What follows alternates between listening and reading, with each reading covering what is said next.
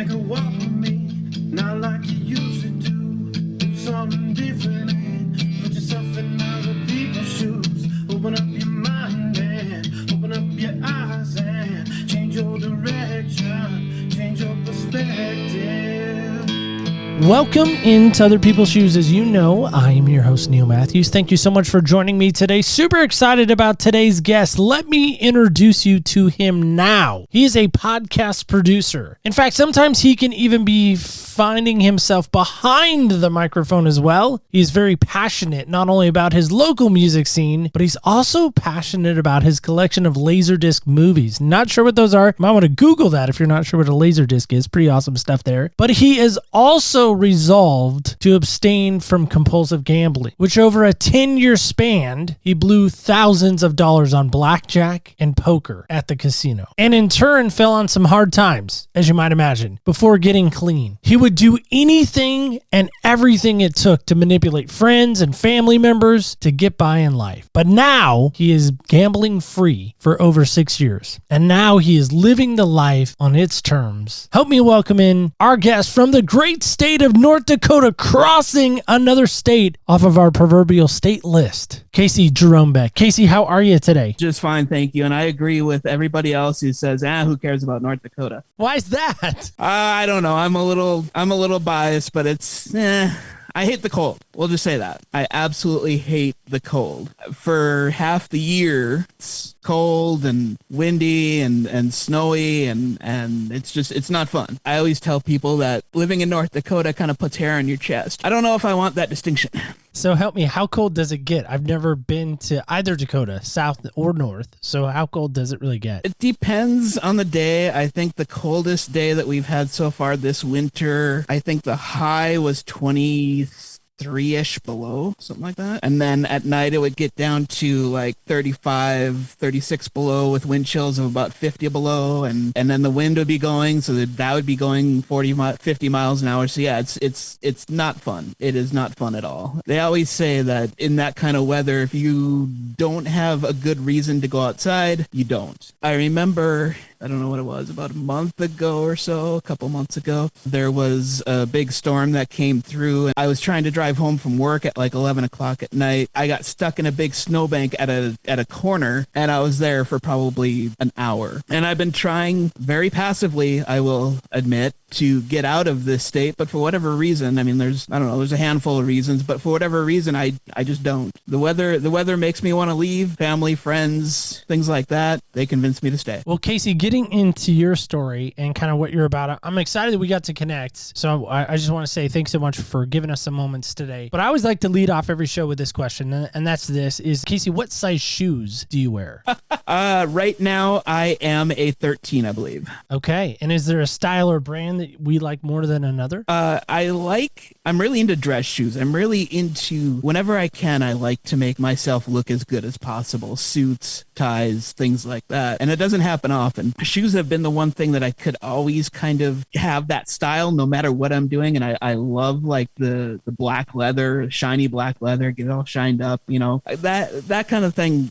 It kicks in the endorphins, so to speak. Wow. All right. So those shiny kind of military style dress shoes, if I'm helping you out a little bit, am I? Exactly. So Casey, one thing that I love about meeting new people, right, is you get to know a little bit about them. You get to know about their perspective. And I feel like there's so much depth to people. Would you agree with that statement? I absolutely, yes. So if I were to meet you on a plane, like somehow we cross paths, we're maybe next to each other on an airplane, what's something or what's maybe a trait or a characteristic that I might notice about you right out of the gate? I think in that instance, it would just be, I don't know if this is an actual word, but I'll call it personability. Anytime I meet somebody new, whether it's for 5 seconds or a whole day or whatever, I always come into it with open mind. Like if you and I were sitting next to each other on a plane, I'd probably look over and see, oh, he's looking at the sports section, or, oh, he's playing this game. Without being too intrusive, I'll just kind of say, oh, hey, what about that game or whatever. It would just go from there. That's something I was pretty much always taught. My father was big into that. Like he would, whenever we were out at the grocery store or the hardware store or whatever, he would say hi to everybody. He'd say, how's it going? You know, how are the kids? Whatever. Depends on how well you knew the person. He would always be personable. He'd always say hi. He'd always be nice. He'd always give people, he always had the same impression of people from the start, if that makes sense. That's what I do. Like if we were sitting together on a plane and you didn't chop my head off for looking over, seeing you look at the sports section, I'd strike up a conversation and kind of go from there. So one of the other things I always like to ask people too, especially during this season that we're in on the show, is has there ever been this shadowy presence or this overwhelming feeling or maybe this lingering thing that seems to follow you around? Do you have such thing? And if so, what would it be? Wow. I think I do. Gosh, this is tough. It's not always there. You know, it's not there every second of every day, but it's definitely there. And it's definitely something that, not to kind of spoil too much of my story, but like I always like to call it my higher power. It's something it's nothing tangible. It's something in the universe that is looking after me, is making sure that trend towards the right path, or presents things to me that may or may not be good for me. But I will say in the end, you know, it's this higher power, as I call it, is 9 times out of 10 correct. So what I'll do is ponder something I'm thinking about or wanting to do or whatever. I'll consult this higher power. It'll either say, you know, yeah, go for it, this will be great, or I don't think you should. And like I said before, 9 times out of 10, it was correct. So I always kind of go with it, because I've learned that me personally, it's not always good to make my own decisions. I sometimes have to have something else make the decision for me. So I give it up to a higher power. Whenever something, you know, big or meaningful or whatever happens, my higher power pops in and gives me guidance. Do you have a name for it, or?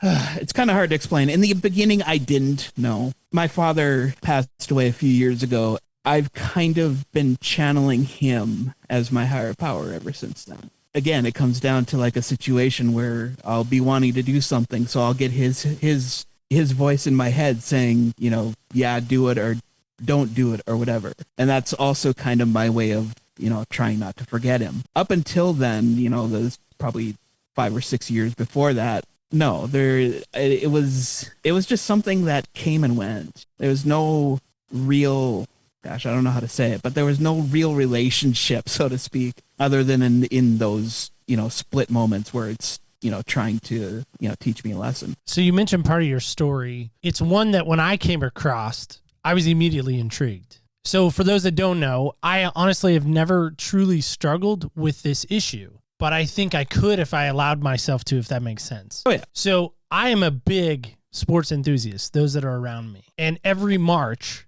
there is this amazing tournament that takes place called March Madness. And as long as I can remember, I have participated in some form or fashion in March Madness. For those that don't know, let me help. There are typically 64 teams from college basketball that are selected or somehow find their way into this gigantic tournament. And they whittle these 64 teams down in about a 2-week period at the end of March to a Final Four. That is actually how I started rooting for North Carolina. For those that know the story, they played against Michigan in 1993 in the Final Four game, championship game. They went from 4 to 2. We obviously know how that works. Slowly whittles it down. Now, I don't know what the number is, but I do know sports gambling makes billions with a B, not millions, billions with a B. It is a $1 billion tournament every year. And people win massive amount of money from that. In fact, a couple of years, I actually have won probably close to $400, $500 at times. That's crazy money for me, like little me making like $400 on a basketball game. Now, again, I know myself. I think if I allowed myself, I would allow myself to get deeper into debt based on my love affair with North Carolina, because I would probably bet large amounts of money on North Carolina to win it all every year. By the way, they have not done that, so therefore I would lose millions of dollars if I had them, I'm sure. But for you, I know that's your background. You have lost, not in sports gambling per se, but in gambling in general. What for you was the danger about gambling? Danger. So was there some dangers in gambling for you? Oh yeah, there was danger all the time.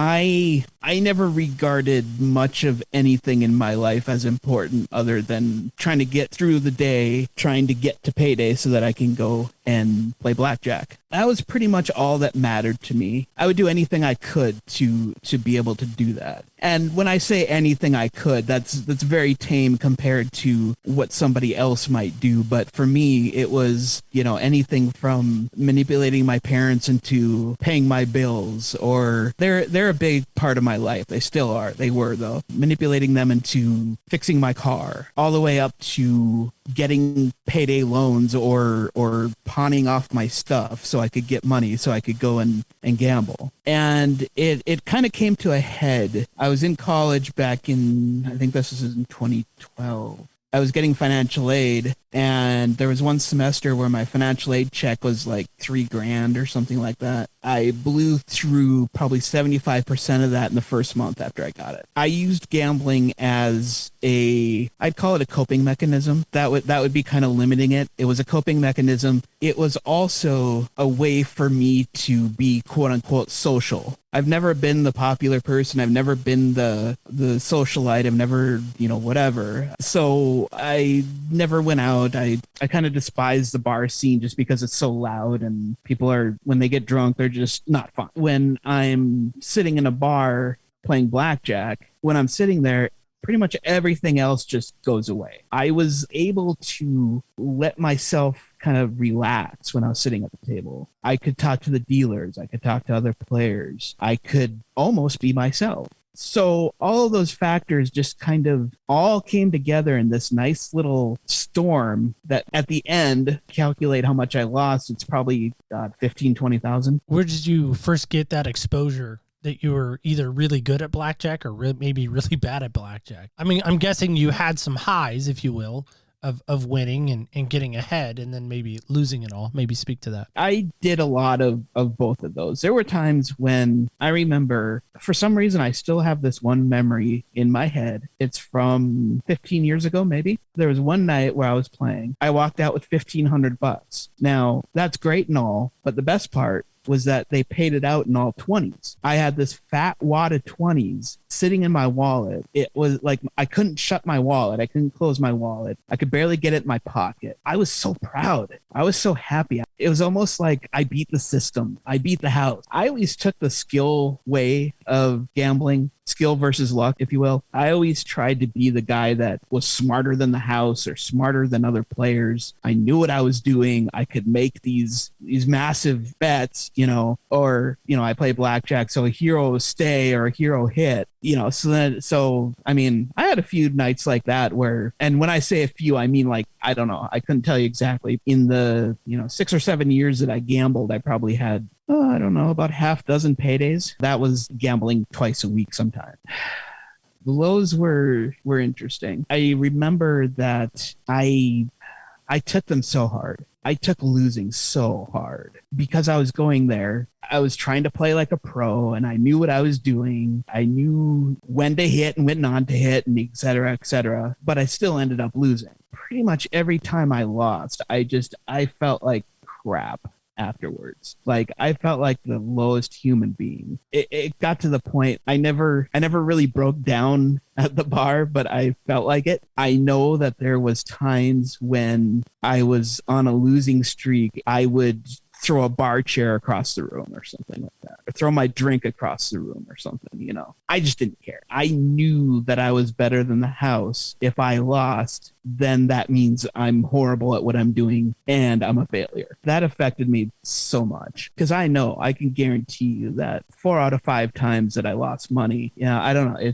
It's hard to kind of describe. It was hard to function for a couple days after that. And there were times when I would lose and then I'd get upset because I let myself down or I let my parents down. I started having, I don't want to call them suicidal thoughts because it really wasn't, but it came damn close. I'd sit back and I'd just think about what happened. It just would tear me up. I mean, I'd get done at the bar after losing $500. I'd purposely speed in my car on my way home so I could get pulled over to be punished for what I just did. The worst part about it is that it kind of went in a vicious circle. I'd go and gamble and then I'd lose. And then I'd be upset like that. And then I'd be all resolved to turn myself around and I'm going to be a better person. I'm going to save my money, yada, yada. And then I start feeling good. And then I'm like, well, maybe I can go back there and just maybe spend $20, or maybe it'll be different this time. It would all just begin again. You know, like I kind of said before, like there's probably a handful of wins that I had and hundreds of losses. When I start thinking about the amount of money I lost, it really sucks. Do you have that number in mind? Or maybe a rough guess? I'd probably say about 20 grand through my career. And how long did that career kind of span? Like how many years? 10 years. It started in, I think, like 2005-ish, 2006 maybe. My last bet was on September 1st of 2015, about 10 years. So maybe you know this, maybe you don't. So 2008, there's a movie that comes out by the name of 21. Have you seen it or heard of it? Love that movie. What I'm wondering about, for those that haven't seen it, it's a fascinating movie about the game of blackjack. Kevin Spacey's in it. He takes some MIT kids and basically teaches them how to play blackjack and how to count cards, essentially. And they end up winning like, I think it's like $300,000 at one point in the movie. Just stupid, ridiculous money, in my opinion. In that movie, if for those that haven't seen it, go watch it because it's fascinating. In that movie, can you count cards? And if so, how successful truly is that? I can't. I have no clue how to count cards. I can kind of come close, based on what I've seen in the deck. I could get close to what's coming next. I could never do it the way that like you saw in that movie or the way that it's actually done. Honestly, I don't think I ever wanted to learn. I think that, trying to think of how I kind of felt about it, because I never really wanted to learn it. I didn't think I had to. I thought that the way that I played was good enough. And plus, I think there was a very small part of me that thought that if I started counting cards, I'd get caught for it and beat up or killed or something. I hate stuff like that, so I never did it. But for other people, for somebody who really wanted to get into it, who had, all you need is kind of basic knowledge of the cards in the deck, and then just kind of watch how it plays out. It's dead simple. If you really want to get into it, it's dead simple. Once you get into an advanced knowledge of it, you could probably make some good money from it. That's what I would guess. It's not hard. I always like to say, just in general in my life, when I go through something or I always say it's not hard, it's complicated. I've never gotten into counting cards, but I've talked to people who have. They say it's easy. They're not doing anything remotely like you would see, like, for instance, in 21. Well, you mentioned some major wins, having the money in your pocket, you can't even close your wallet and you kind of felt on top of the world. And then you've had moments where, you felt so at a loss that suicide wasn't necessarily off the table, but it wasn't necessarily on the table. So battling that kind of shadow and that kind of demon, if you will. But even knowing people's stories of addiction, porn addiction, alcohol addiction, gambling, I would think falls into this as well. There has to be those relapse moments. What was that like for you, having those relapse moments? And did you have people around to kind of help you walk through those? Honestly, and I don't want to make this sound like I'm better than anybody else, because I'm not. I never really had a true relapse moment after I stopped gambling. When I stopped it like cold turkey. I'm like, if I place another bet, I'm dead. I did everything in my power not to relapse. I'll say that there has been many, many times in the last 6 years where I wanted to, where I start getting that old thought of, oh, maybe it's changed. Maybe this time I can be better. This time there's new dealers or whatever stupid argument. I'll think about that, and it's all been based on how my life is as a whole. Because there have been times where my life was just kind of on the verge of spiraling out of control. It wasn't fun. I wasn't doing anything right, etc. I'd be sitting alone at home, stewing in my own thoughts. I'd start thinking about how comforting it would be to be able to go to the bar and play blackjack and goof off with the dealer and, talk to other players and possibly win some money. Thankfully for me, it's never really gotten past a thought. I've been able to keep myself in my chair when those thoughts have started. A lot of people, I think that when you get clean from something, it just has to leave your life. you can't think about it, you can't talk about it, you can't watch a beer commercial or whatever it is. But that's not how I work. I would allow myself to think that way. I would allow myself to say, life sucks right now. Maybe if I go gamble, things will be better, at least for a night. Things might be better tonight. And then tomorrow we can work on that. So I'd kind of sit there with that for a few minutes. But then I'd start kind of turning it around and saying, well, what's going to happen if you go out and you gamble? What's actually going to happen? Because I can sit there and I can make it out sound all pretty and be like, oh yeah, I'm gonna win hundreds of dollars and I'm gonna do this, I'm gonna do that, whatever. But then I start thinking, okay, what's gonna actually happen? What I told myself was that what's actually gonna happen is you're going to go to the bar. You're going to go there with $500. You're going to put it all down on the blackjack table. You're going to win or you're going to lose. And then you're just going to feel like utter crap. You have worked for whatever it is, 2, 3, 4, 5, 6 years now, staying clean from it. And you just wiped it all away in a couple hours. And now you got to start all over again. Thankfully, I've been able to kind of stop myself at that point. Just like, oh yeah, that's right. I start thinking, for as crappy as my life is right now at this very moment, if I were to go gamble, things would be so much worse. And I'm not even saying financially, not saying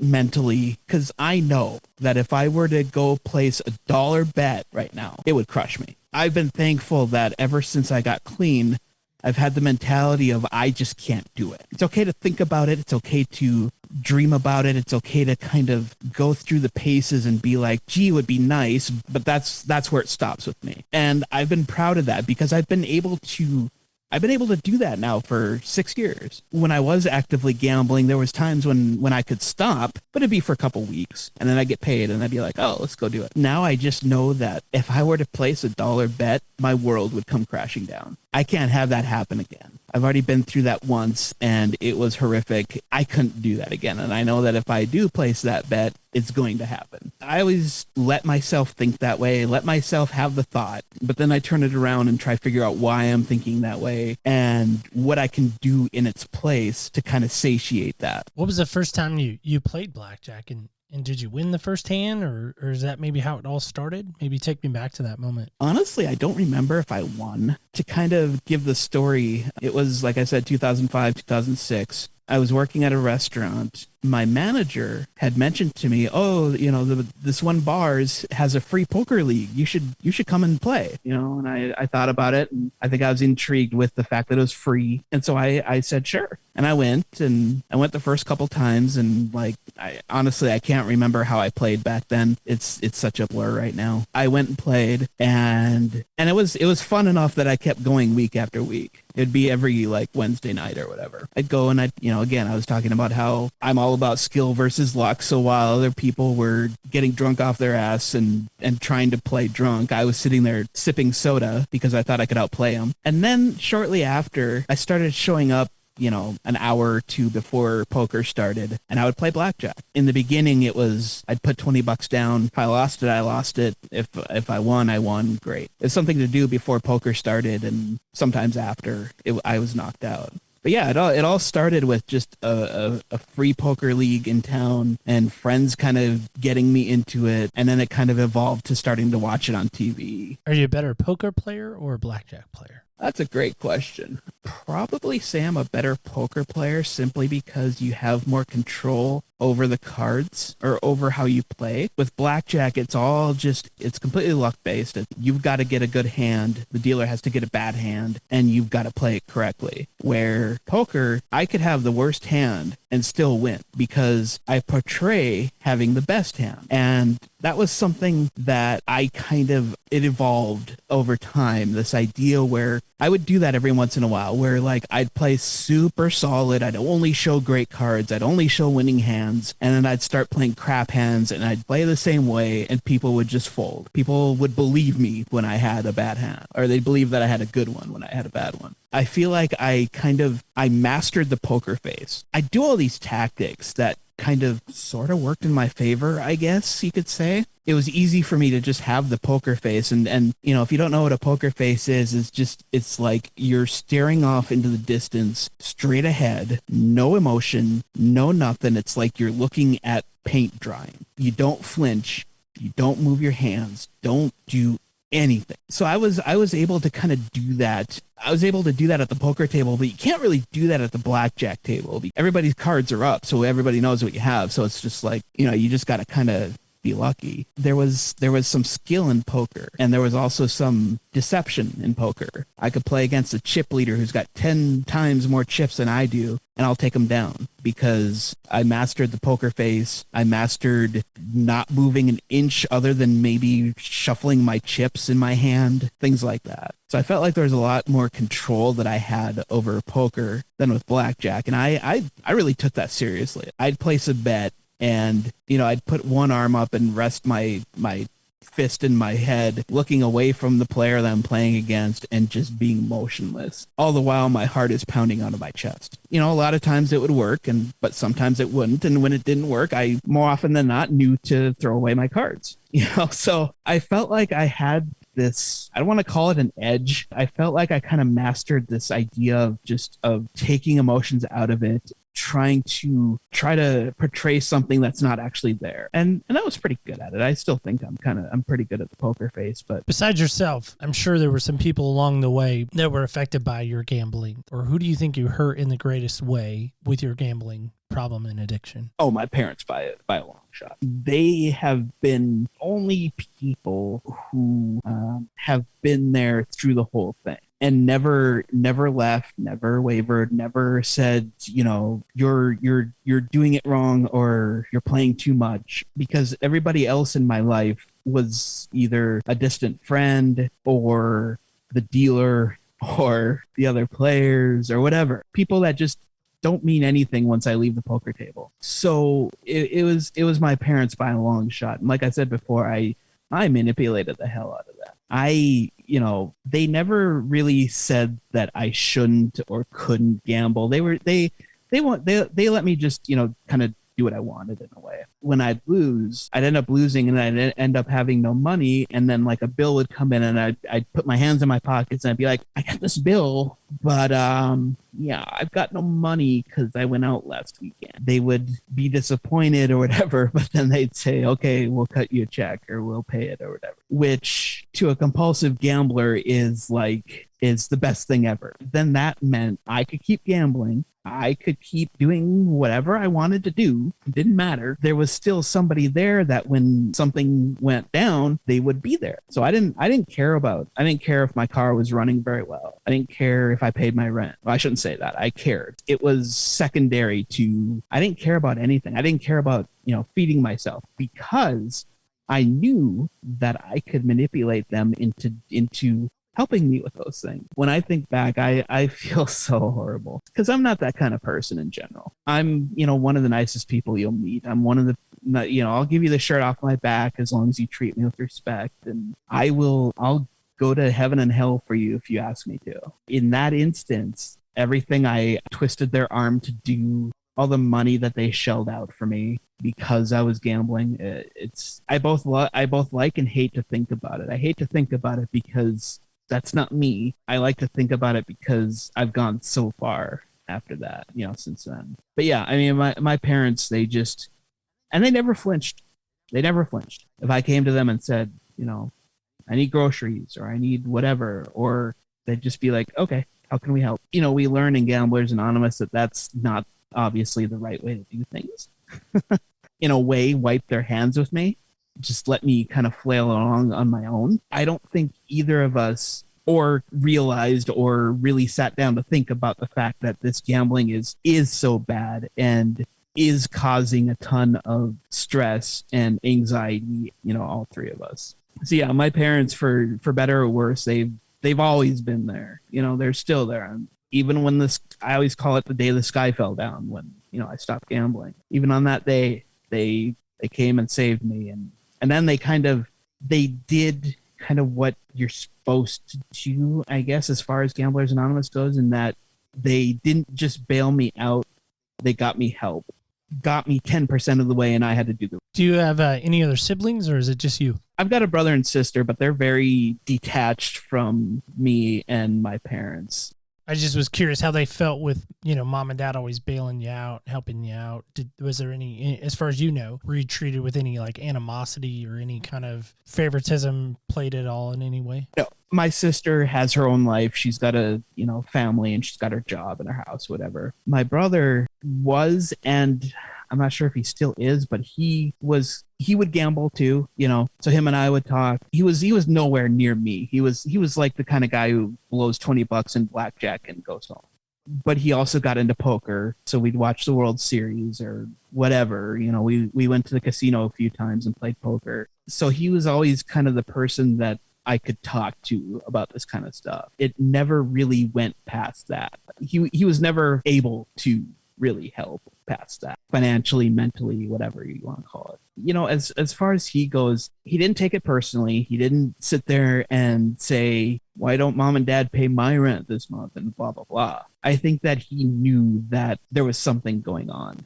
I needed the support more than anything, and to butt in that way was, not the right way of doing things. He always just tried to stay out of things and distance himself from us. And one thing comes to mind, are your parents like super rich? Were they financially just blessed beyond means? I wish. No. Because I'm thinking if they just had this money, just, kind of an open checkbook, if you will, blank check. Oh, here you go, Casey. Here's, another $300 for your rent, or $400 for, I don't know, $300 rent. This sounds like a terrible place to live. Here's some money for groceries. Here's this, here's that. So they obviously weren't financially blessed in some respects. No, my mom never worked. My dad, he worked for Burlington Northern Railroad for 35-ish years, and he made decent money. I mean, you would think it's decent money. It wasn't like he was rolling in it, and that's the thing. That's the thing that gets to me too, is they weren't well off. That didn't matter. If I needed help, they were there. It didn't matter. They might be like, how dare you, kind of thing. In the end, they would still help. That I know of, they always paid the mortgage. They always paid the bills. They always had food on the table, yada, yada. I do know that there was times when they had to take out loans for, I think, Christmas a few times and stuff like that. It was just the money that my dad was making. And think about the money that, they've invested in me. I don't know where they got it. Honestly, ever since I've been an adult, I've always wanted to detach from them. And that's mostly because I've always been attached to them. I'm the youngest. High school was hell, and started gambling and yada yada, and never made friends. And so they were always just there. And they just said, don't do it again, but how can we help? We lived in a mobile home for 25 years, something like that. They weren't super well off. And they did that with, my brother and sister too, to a much less degree with them. They bailed my brother out and paid his rent, a few times. And I think they helped my sister buy a car and stuff like that. Not to the extent of what they had done for me. But Casey, who's betting on you? And then who are you betting on? Well, I'm betting on myself. When I was gambling, my head was just clouded beyond belief. I was so just like, I didn't care about anything other than making money and gambling. But ever since I got clean, my head has just become so clear. I've been able to think about things, looking at things that I want to do, things that will make me better, that will, enhance my life, that will make me feel better about myself. There have been a few things since I got clean that I've lived through, like my father passing, my grandpa passing, a family pet that I love dearly passing, things like that. I always say I'm a better person because of those experiences. Before, when I was gambling, I would never ever face anything like that. I was worried about whether or not I would get through it. I didn't know, so I just didn't do it. Ever since I got clean, I went through all these experiences. I got through them, and then I was able to kind of make myself better because of them. And I pride myself on that. I always tell people that I've been through so much, in my whole life, but in the last 6 years especially, and I've been able to come out the other side, still be able to function and still be able to get ahead. Huge for me, because I'm big on knowing what I'm getting into, even though half the time I don't. When I jump through fire, so to speak, I'm not thinking about will I get across. It's more, how will it be when I get across? I've been pretty much my own advocate. Like I said, when I got clean, I just quit cold turkey. Nobody told me to do that. Nobody said not to do it either, but nobody was there to. They were all my support system were happy that I was doing that, but they weren't sitting there saying you have to do this, you have to quit cold turkey, yada yada. I just did it. I don't know how. I don't know why. Still to this day, I still think about how I got clean and why it happened and why I've been able to stay clean for 6 years. And I have no clue. I don't know. And I like that. I like not so much not knowing, but not having to worry about why. All I have to worry about is getting from day to day. To the other part of the question, I think the one person who's betting on me the most is my mother. And she always has, doesn't matter what I was doing. But especially now, especially after, Dad died and all that. She's been, quote unquote, alone, even though I've been with her pretty much through the whole thing. But she just wants me to live life the best way I can, work at a job that you like, find a place of your own that's, nice, get in a relationship, this and that. And, no matter how much we fight, and we fight, I'll tell you that much. No matter how much we fight, it always just comes back to that. It always comes, everything she does and everything she tries to instill in me is to make myself better. And she can kind of move on, so to speak. She can start thinking about herself. So yeah, I think that, I bet on myself, and then I bet on myself every day. I think in both Alcoholics Anonymous and Gamblers Anonymous, it's a whole day at a time thing. And every day I get up, every day I manage to get out of bed, every day I go to work is just another accomplishment. If I get a compliment from my boss, or if I finish a project or whatever, then it's huge. I always just take it as all you have to do is wake up in the morning. And then you can start thinking about getting out of bed. And then you can start thinking about this and that. What would you say to somebody right now, Casey, who may be struggling with gambling or maybe has another addiction? We've talked about addictions quite often. As I said, no stranger to it. But what would you say to somebody right now who's maybe in that shadow of addiction? What would you say? Get help. Get some kind of help, and don't just make it from your family. Find Gamblers Anonymous. Find Alcoholics Anonymous. Even if you think you have a problem. The only prerequisite of going to these meetings is the desire to stop gambling or drinking. You don't have to quit cold turkey. You don't have to do anything. You just have to show up, and you have to want to stop. And I think that if a person wants to stop gambling or wants to stop drinking, they'll find help. They'll find neutral help, I guess, is the way that I think of it. Like, it's not family, it's not friends, it's people who are in the same boat as you, people who know what you're going through. And that's huge. My parents have no clue what I go through when I was gambling, but the people in Gamblers Anonymous do, because they've been through it. If you even think you have a problem, go to a meeting. You don't have to say a word. You don't have to do anything. Just go to a meeting, listen, and then think about if whatever you heard that day is what you're going through. And if it is, then go to another meeting. Go to another meeting and just kind of, you don't have to quit cold turkey. You don't have to do anything but show up. There's been times when I went to meetings and I didn't say a word through the whole meeting. And that's perfectly fine. I think the only thing that is really required is that I think you have to introduce yourself at the beginning of the meeting. But other than that, if you don't want to read anything, if you don't want to tell your story, if you want to just be there to kind of figure out if you have this problem, then great. And keep coming. If you really want to get clean, keep coming. Now, if you don't, then if I'm afraid you're going to have to go until you get to that point, unfortunately. You only get clean, you only get help when you've hit your rock bottom. I hit my rock bottom. That was when I finally got help. Before that, I had gambled for 10 years and recognized I had a problem and tried to fix it, but it never panned out. I had to hit that rock bottom. So I think that would be the first thing. Find your rock bottom. Where's the lowest point in your life that you can get to before stuff just starts getting out of control? if it's getting kicked out of your house, if it's losing your car, if it's, like me, if it's being threatened by a landlord because I didn't pay the rent, find that rock bottom, and only then are you really gonna be successful at getting clean. And like I said, you don't have to stop gambling. You don't have to stop drinking to come to meetings. You just have to want to. So I think those are the two big things is have the desire to stop and then hit your rock bottom.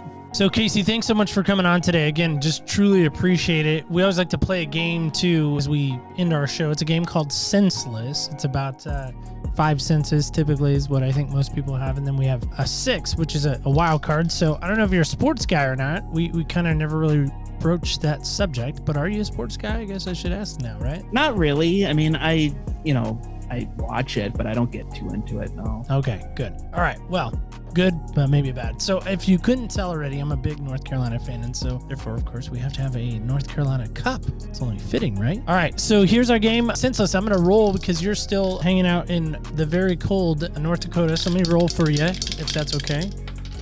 And there we are. Got a roll here. Number 4, which is one of our favorite questions. What's a sound or noise that Casey likes to hear? That's a great question.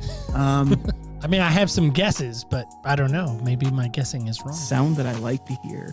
Sound or noise. Yeah, it could be even a noise. I don't know. Maybe noise and sound are the same thing.